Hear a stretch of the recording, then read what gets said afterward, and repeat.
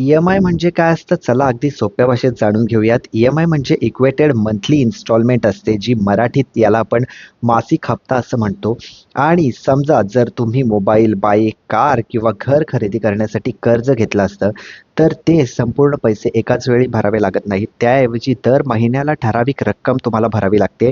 या मासिक रकमेलाच ई-एम-आय असं म्हणतात आणि या ई-एम-आयला तुम्ही ई-एम-आयमध्ये तुम्ही 2 गोष्टींचा समावेश करून घेऊ शकता. एक म्हणजे तुम्ही घेतलेल्या कर्जाचा काही भाग आणि दुसरं म्हणजे त्या कर्जावरचं व्याज. उदाहरणार्थ तुम्ही अ, ₹1,00,000 कर्ज घेतलं आणि बँकेने ते 5 वर्षात फेडायचं ठरवलं.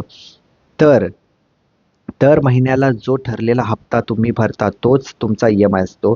ई-एम-आय किती असेल हे कर्जाची रक्कम, व्याजदर किंवा कर्जाचा कालावधी यावर ठरतं. थोडक्यात सांगायचं झालं तर ई-एम-आय म्हणजे कर्जाची रक्कम न भरता दर महिन्याला ठराविक हप्त्यांमध्ये परतफेड करण्याची सोपी पद्धत.